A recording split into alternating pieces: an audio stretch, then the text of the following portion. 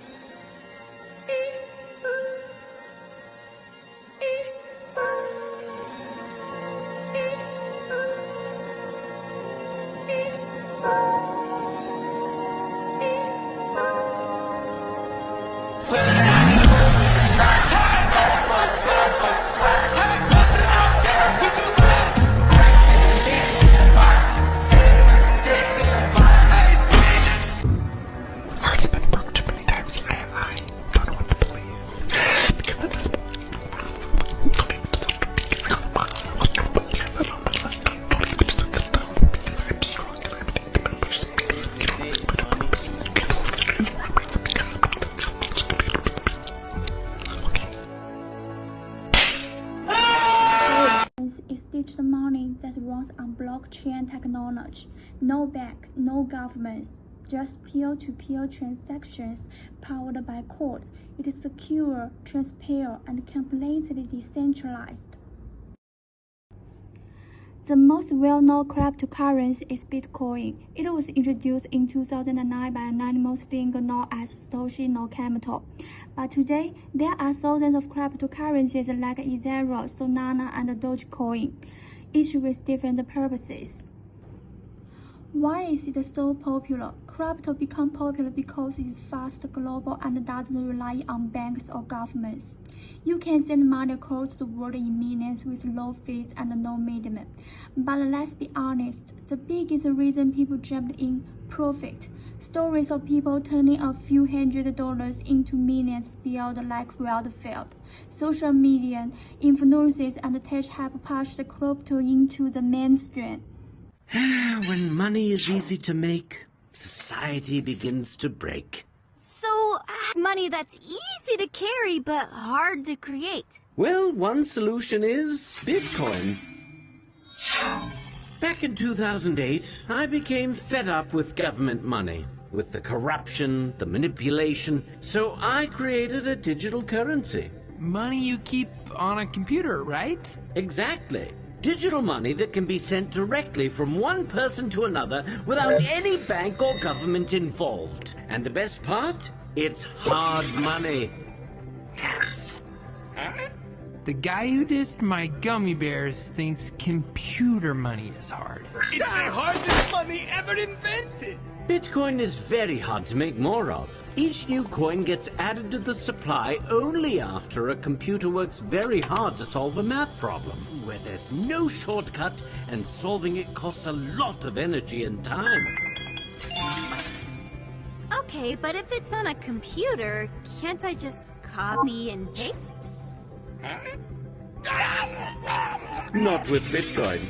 You see, there's a public record of every Bitcoin ever created. It's called the blockchain.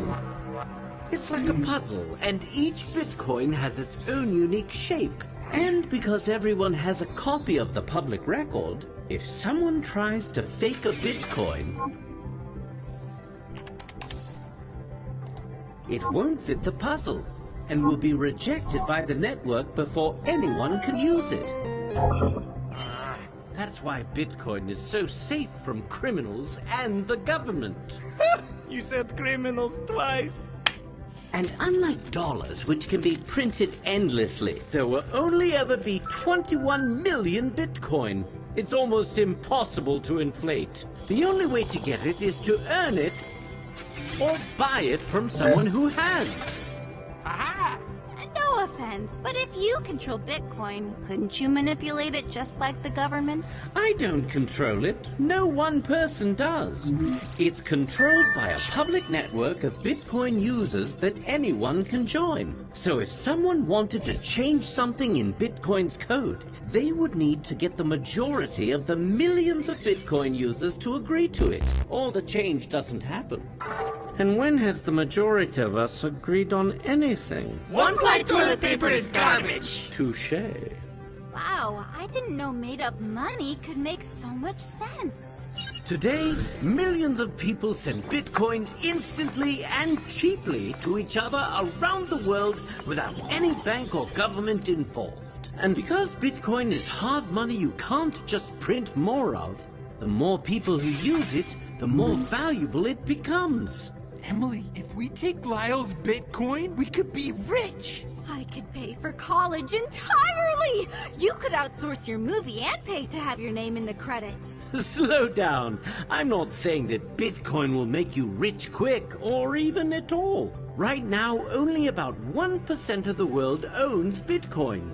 And because it's still being adopted, some days it goes up and even down. Also, investments, though potentially lucrative, can be risky. Only invest what you're willing to lose. We know. Wow, I think I get it. Good money should be easy to use, but hard to create. And because Bitcoin is digital, it's fast and cheap to use. And the blockchain makes it hard to inflate. Thanks, Mr. Satoshi. What? Mr. Satoshi? He's gone? Or was he ever even? Risks and downfalls, but there's another side to the story. Crypto is extremely volatile. Prices swimming widely within hours. One tweet from Elon Musk can set a coin soaring or crashing. Then there are scams. Projects like FTX, once a major exchange, collapsed and lost billions. If a crypto wallet is hacked or a private key is lost, your funds are gone. No one can get them back. Real-world uses still, crypto isn't just about speculation. In some places, it is used for real-world payments, buying coffee, transferring money abroad, or powering blockchain-based games. NFT lets people buy and sell digital art. Smart contracts run automatically on platforms like Ethereum. Slowly, we are seeing practical use cases. Another major product of blockchain is, of course, NFT. Basically, every single piece of code, be it a social media post, a picture, a video, a song, or whatever, can be stored in the network under a specific ownership.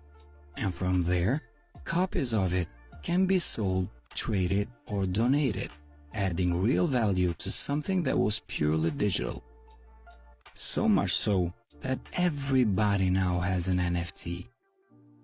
Lionel Messi, Paris Hilton, Eminem, Jack Dorsey, Applebee's, Nike, Time Magazine, and the king of venture himself, Snoop Dogg.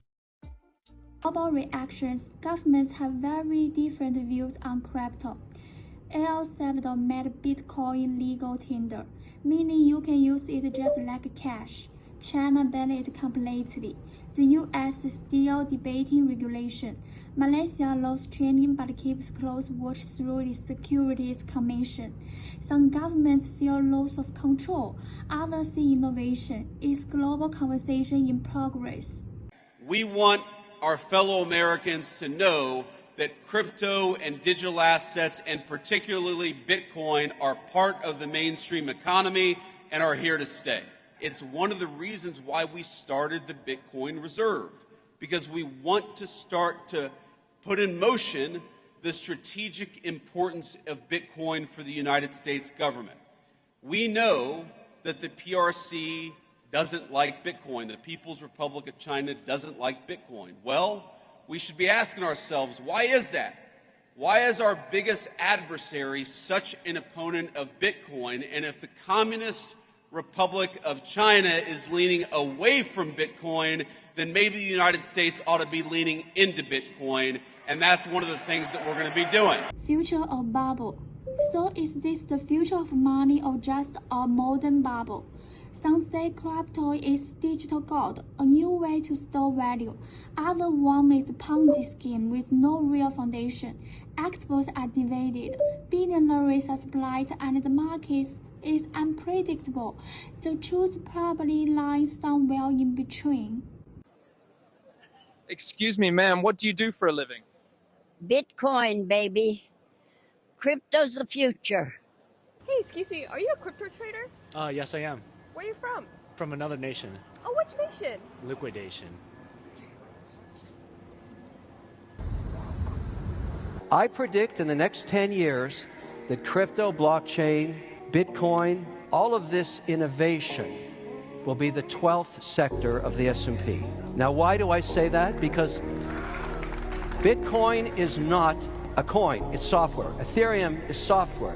Avalanche is software. Helium is software. Solana is software. It's all software. And the smartest hands over keyboards today in the world are developing on the chain and bringing innovation to financial services, which in the end is the largest. Closing and call to action. Crypto is risky but also revolutionary. It is challenging how we think about money, value, and trust.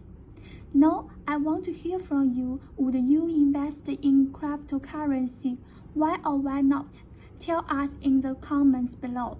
Don't forget to like, share, and subscribe if you want more videos like this.